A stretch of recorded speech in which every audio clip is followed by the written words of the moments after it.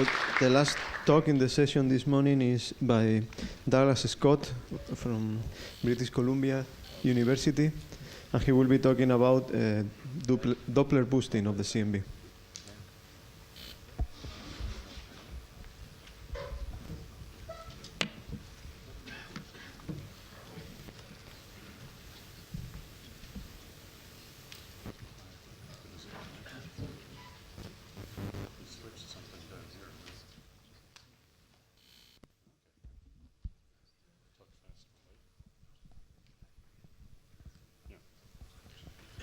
Can you hear me?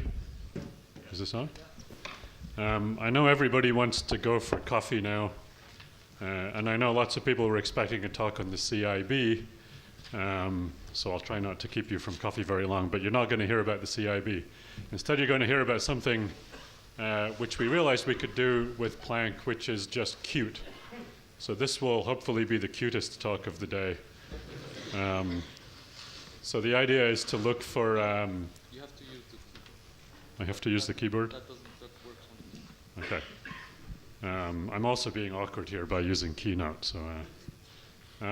So the idea is to figure out whether we can see that we are moving through the universe, and there's a connection here to this guy. So this is the thing he's supposed to have said when faced with the rack by the Inquisition. So what Planck has discovered is that that we're moving through the sea of CMB photons. Planck, of course, doesn't measure the dipole.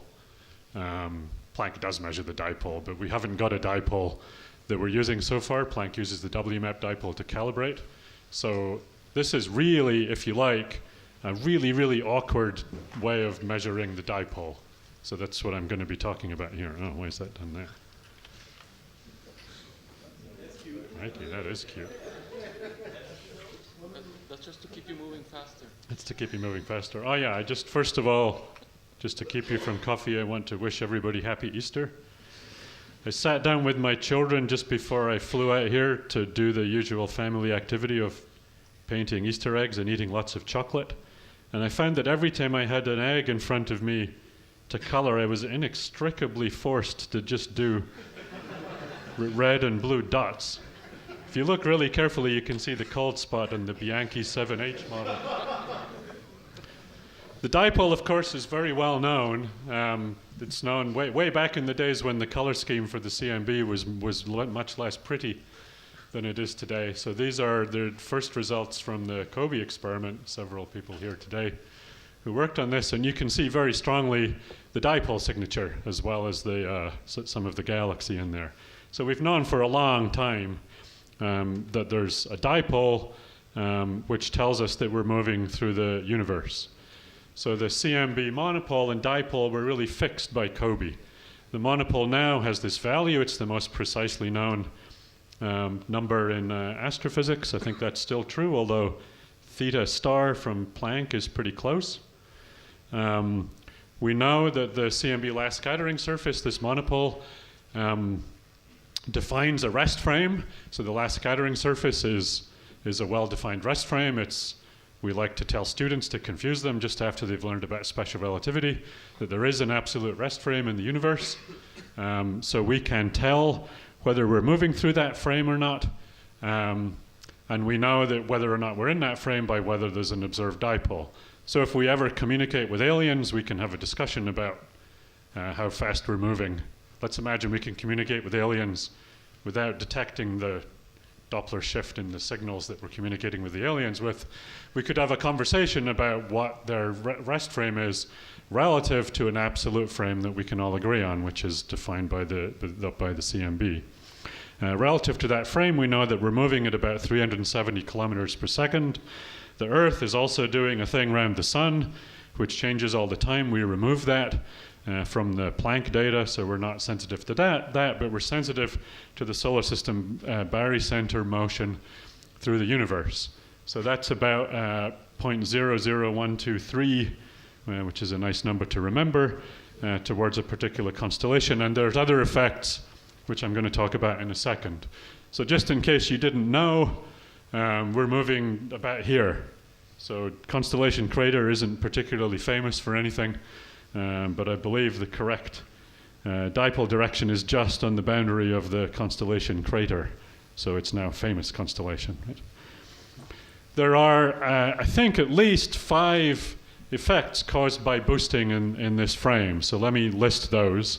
And I'm sure smart theorists in the audience have other effects that they can think of. So the first one is that you modulate the monopole by boosting. And that is what the dipole is. So the L equals 1 mode is the thing that is very well known. The second thing is that you dipole modulate all the other multipoles. And I'm going to talk about that in a second. The third one is that you aberrate the CMB sky, which I'm also going to talk about. The fourth one is that there's an increase in the monopole of order beta squared. So in fact, the monopole that we measure is not the monopole in the CMB rest frame. It's the wrong monopole, but it doesn't matter, right? And the fifth thing is that there's actually an order beta squared quadrupole. So the first one, as I said, is well known. The second two I'm going to talk about in a second. The fourth one I think is unmeasurable, and the fifth one is in principle measurable but hard. If you want to learn more about these, I've given a list of references there which contain most of this stuff, including the original Peebles and Wilkinson paper, which I think was the first one to really explain the boosting effect properly physically. To let you see what the aberration and modulation effects are like, here's the figure from the paper, which is a real simulation for what would happen if we were moving at 85% of the speed of light towards the North Pole, so that you can almost see this effect by eye. It's still a little hard to see the aberration and the modulation, so instead I've made a much simpler picture of the universe. So as I said, every time I see an egg, I'm inextricably forced to do red and blue dots on it. So here are the red and blue dots. This is roughly what aberration looks like. So on one side of the sky, the dots are smaller. On the other side of the sky, the dots are bigger. I'm sorry, I didn't press the button. And the modulation then is something like this. So on one side of the sky, the dots are stronger, bigger amplitude. On the other side, they're weaker. So we're looking for these two signatures. So just to make clear to you exactly what the physics is, what you're basically doing is boosting between the CMB frame and then into the observed frame, where beta here is the usual velocity in C units, and then the angle is aberrated. And if you think carefully, you can write down what that is. Actually, if you think carefully, you'll notice that there's at least 2 mistakes in these equations that I've written down, which I just noticed as I was preparing, but I'd already given them the talk. So exercise for the student is spot the 2 deliberate mistakes in this slide. So then you can work out to first order in beta what the difference is between t at some direction n and t primed in some direction n primed. And finally, you end up with this expression for the perturbed temperature, in which you can see, first of all, the usual dipole effect, which as described, at least properly by Peebles and Wilkinson and so on, and measured. But then 2 other effects, which up until Planck were unmeasurable. So first of all, there is deflection, which is the aberration effect. And secondly, the whole thing is modulated by a dipole. So the sky is multiplied by a dipole, which in some sense is the same as the dipole effect there for the monopole. So boosting frames is a thing that we can actually measure with Planck. You need to go to high L and have high sensitivity. So this was impossible with WMAP. And you need to measure a large fraction of the sky. So it's impossible with SPT and ACT. So with Planck, we try to measure both of these effects. You can do this in either map space or harmonic space. It's more efficient to use harmonic space, and then you're using the language of 4-point functions, so you're correlating 2 sets of CLs, if you like. So this has a direct connection to the Planck non-Gaussianity studies, the Planck lensing studies, and the isotropy and statistics paper. Just to show you what happens roughly in real space, here's an old figure of mine showing what CMB anisotropies look a bit like. So here is what happens when you Oh, that's interesting, because it's not happening on the screen. Oh, there we go. It's just slow. So here's what happens in the positive direction of the dipole.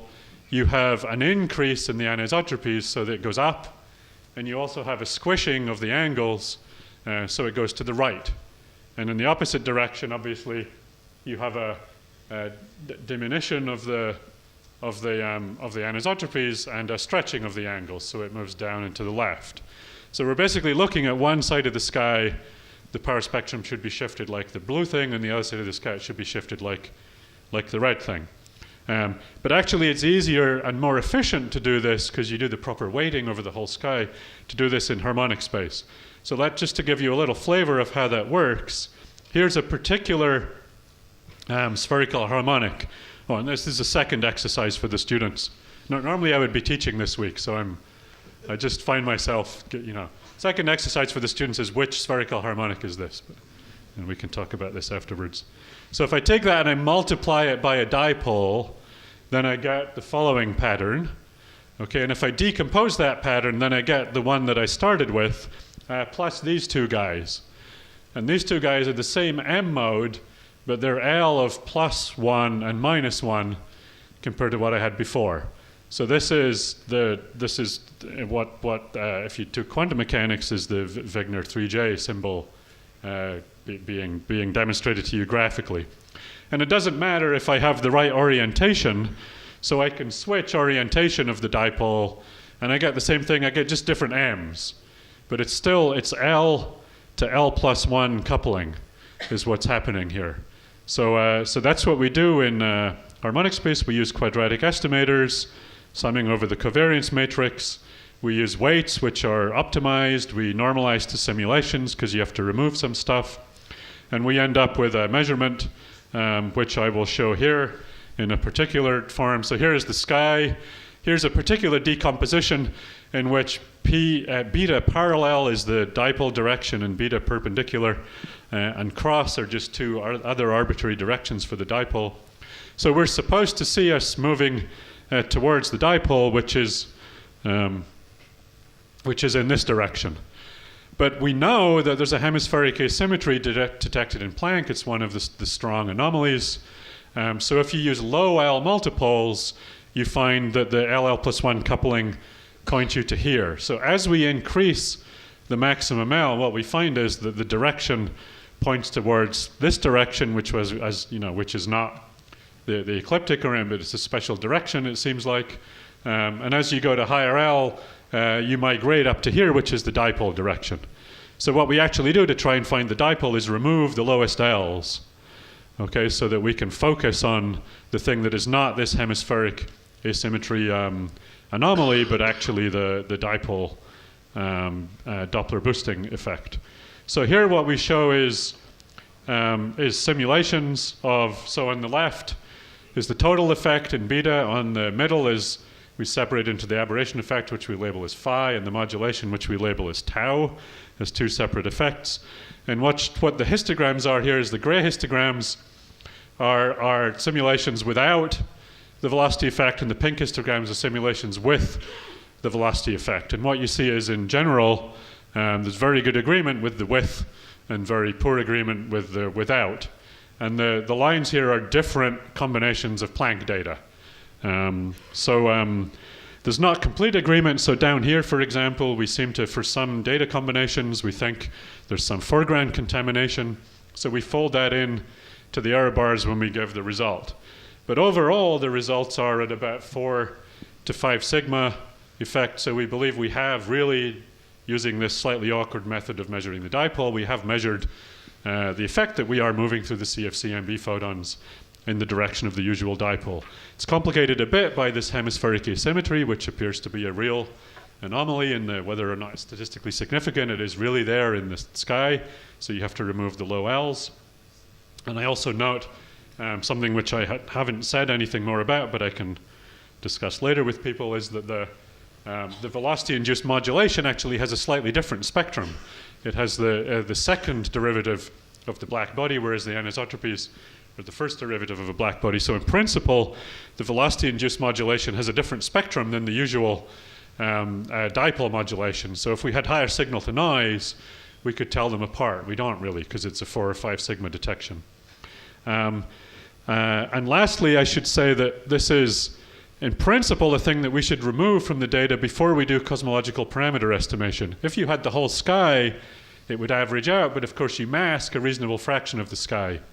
It turns out if you run through the numbers, about a quarter of Planck's error bar on theta star, which is the thing that measures the scale of the acoustic oscillations and is measured very precisely, about a quarter of the error bar comes from this Doppler boosting effect coupled with the masking.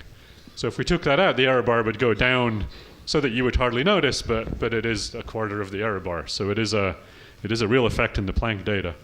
And finally, let me say that this was only really possible with Planck. You needed all sky, you need sensitivity, you need high L's. And of course, Planck was only possible from the contributions of a very, very large number of people and institutions. And then I'm done, and we're almost time for coffee.